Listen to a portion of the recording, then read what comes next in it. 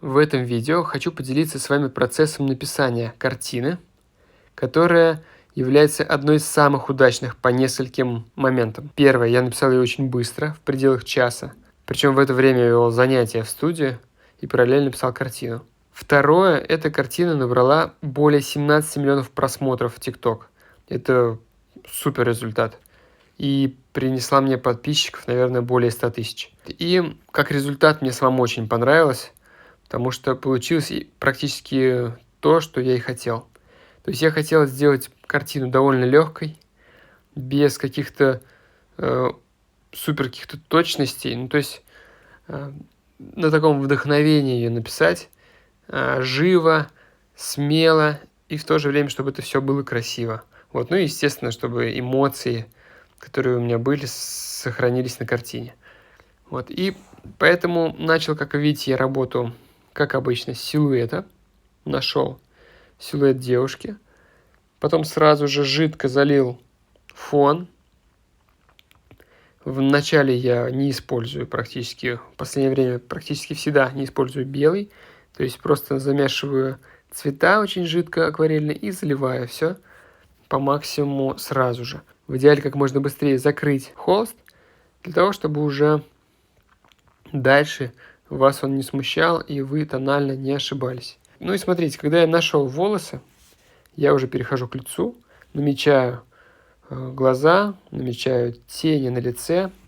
Вот, а дальше просто жидко очень заливаю все акварельной, можно сказать, краской. Тоже практически без белого. И заметьте еще раз, вот я часто сейчас в последнее время пытаюсь внимание на это уделять. Сначала, когда мы только начинаем закрывать лицо этим цветом, кажется, ого, какой он темный. Когда мы закрыли все и не осталось белого, оно в целом прям меняется на глазах, становится, начинает казаться более светлым. Это очень важно. То есть лучше сразу закрывать этот белый холст, но в редких случаях белый холст не стоит закрывать там, где у вас прям сильное свечение, и чтобы это свечение, то есть прям почти белый цвет у вас будет в конце. Чтобы его сохранить, там лучше сохранять реально это свечение, сохранять белый холст. Но практически всегда не стоит этого делать. В итоге, смотрите, я закрыл все в цвете. Причем, что примечательно в этой картине, что у меня получилось, я старался практически сразу попадать в тон. Хоть я и не использовал белый, просто жидкостью регулировать тон. И это довольно сложно часто, потому что с белым мы сразу видим цвет на палитре, а когда мы просто жидкостью размешиваем краску, непонятно, насколько она будет темной. Вот. Ну, здесь уже методом проб и ошибок мы находим. И смотрите, с самого начала я вот в этом случае, обычно, знаете, я сразу намечаю, затираю всю краску везде, потом постепенно тряпкой высвечиваю какие-то места, темными затемняю, то есть нахожу так, скульптуру некую такую делаю, нахожу формы. И здесь же я практически сразу, не практически, а прям сразу пытаюсь попасть. То есть я не втираю краску, не двигаю ее практически туда-сюда. Я сразу цветами попытаюсь попасть по нужным местам. И цвет сразу пытаюсь угадать. То есть, в принципе, к чему я стремлюсь? Делать сразу же то, что нужно. То есть мы сделали жидкий быстрый подмалевок, 5-минутный, даже, наверное, меньше 5 минут. И дальше сразу более там уже густой краской начинаю стараться попадать прям точно. Вот это уже, естественно, гораздо сложнее сделать, но это с навыком у вас. Чем больше вы будете писать, чем больше вы будете тренировать глазомер, тем лучше у вас будет получаться. Но опять же, если на данный момент вы еще вот только в начале, все равно стоит пробовать такие штуки делать, потому что это раскрывает вашу свободу, раскрывает творческий такой, не знаю, потенциал. То есть я сейчас, вот смотрите, прям вот каждым движением стараюсь, вот как будто у меня сейчас вот через минуту отберут там, я не знаю, картину, да, и поэтому я каждым движением стараюсь сделать уже буквально финишный штрих. Вот, то есть каждым движением, без особых там лишних каких-то действий. Вот, и, соответственно, если вы начинаете только писать, если вам это сложно, все равно иногда стоит делать такие эксперименты. Это развивать будет реально вот вашу вот эту свободу действия, свободу творчества. Вот, ну и какой из, опять же, моментов, каких важных, когда я эту делал картину. Я старался, вот я сделал движение, и каждое движение сделать осознанным. То есть я добавил, посмотрел внимательно, не торопясь. Потом еще добавил, посмотрел. Вот где-то у меня есть подтеки прям на волосы, где-то есть подтеки там на лице, и я их не тороплюсь убирать. Я думаю, а может они красивые, зачем их трогать? То есть если я не уверен в чем-то, то я это оставляю на потом. Если я уверен, что это красиво, то, естественно, я это стараюсь вообще не трогать. Максимум там что-то где-то чуть улучшить. Ну, в общем, обычно, да, более грубая работа сначала, и уже потом там аккуратничаешь. В этой работе я старался сделать сразу же, аккуратно, сразу же как-то прям внимательно работал. И, видимо, поэтому она получилась такой какой-то легкой, воздушной, где-то грубой, да, но в то же время в целом картина смотрится такой цельной, эмоциональной, в общем, не замученный совсем. То есть каждый штрих, каждый мазок на картине, он практически сохранен в итоге. Палитру, кстати, я здесь тоже не снимал, но на самом деле здесь палитра очень простая, работа очень простая. И, по сути, нет смысла особо пытаться копировать какие-то цвета, которые там я использовал в данной работе.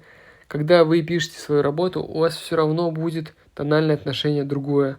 И поэтому вам нужно будет ориентироваться уже относительно того, что вы будете иметь в подмалевке. Ну или в вашем референсе вы будете смотреть. И на картине уже должно все друг другу соответствовать, а не тому, что, например, конкретно я использовал.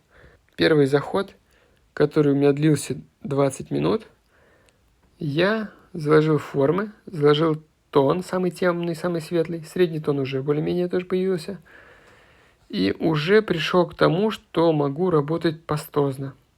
Следующий этап, который начинается, следующий заход, это тоже очень интересно довольно-таки, то, что я не стал прорабатывать дальше картину.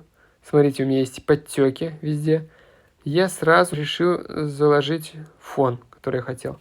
Вот. Единственное, что-то у меня не так получилось, я довольно-таки мало краски намешал.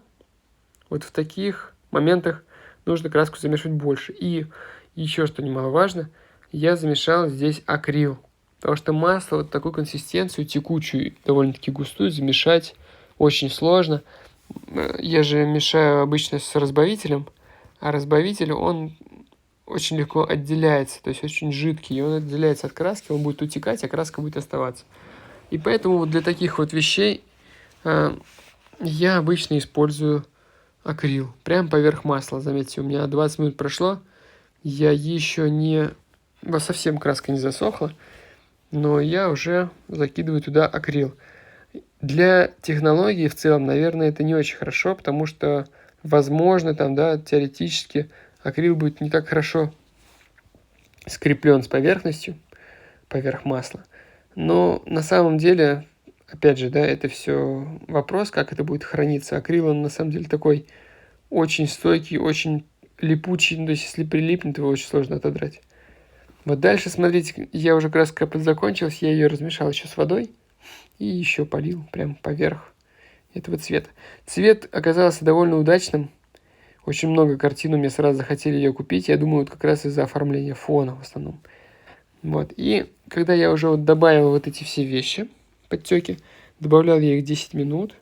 Я тут уже, конечно, скорость тоже делаю быстрее. Нет смысла долго это показывать. Как бы понятна технология, я думаю, ничего здесь сложного.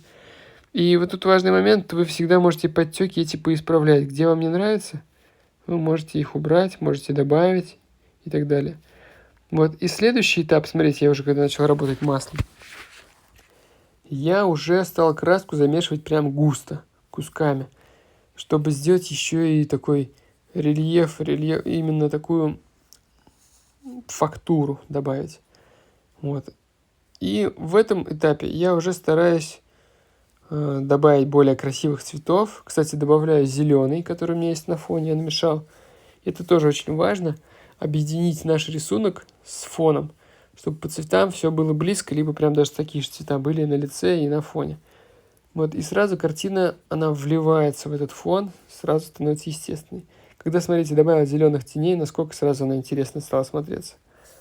Причем, опять же, да, каждый мазок я стараюсь его так сделать таким отдельным, красивым. Вот, этот этап у меня занял, получается, 10 минут. То есть в итоге полчаса прошло за всю работу. Вот, ну и финишная доработка. Тут уже я подобавлял, когда такой густой белый, густых средних каких-то тонов. Она уже по сути закончена практически. Вот, я уже тут просто по мелочи добавляю еще красивых, часто средних тонов. Тоже довольно-таки густо. Вот в данном случае это светлый персиковый, потом такой красноватый на щеке. Вот, ну, то есть добавляю еще чуть-чуть сложности по тонам. Это еще делает картину так интереснее. Причем, естественно, каждое движение я стараюсь сделать отдельно. Ну и добавляем, естественно, по свету еще больше. Капельки, как видите, я оставляю живыми. Тоже скорость здесь примерно в 3 раза быстрее, чем нужно. И уже вот на этом этапе финишном я просто беру и добавляю тонкой кистью кое-где чуть-чуть линейности, кое-где точных линий. То есть каждую уже детальку я стараюсь еще доработать красиво, но в то же время не замучить ее. Видите, я чуть-чуть зубы прорисовал, чуть-чуть веки прорисовал, добавил на подбородок света и среднего тона. Вот, ну и, собственно, у меня уже зубы более четкими такими стали. Потом, на самом деле, я уже не снимал. Я чуть-чуть исправил лоб, я его сделал чуть меньше. То есть я волосы немножко сдвинул вниз, а сверху чуть-чуть дорисовал фон. Потому что в итоге оказалось, вот на видео смотрится нормально, а вживую оказалось, что лоб большеват и нужно его делать меньше. Вот в остальном все так, собственно, и осталось. Я не стал больше ничего подправлять, потому что часто очень много, кажется, нужно подправить. Вот я сейчас, например, могу вам сказать на видео, там веко какое-то слева от нас кажется каким-то некрасивым, там можно его выровнять. Но вот эти все выравнивания в итоге могут привести к скучной работе, поэтому оставляйте какую-то часть работы, такой прям незавершенный, где-то грубый. Это очень часто притягивает как раз взгляды зрителя, и это дает некую уникальность, что ли, картине. Вот результат, который получился. Надеюсь, вам картина понравилась. Пишите, больше экспериментируйте и будьте свободнее в творчестве.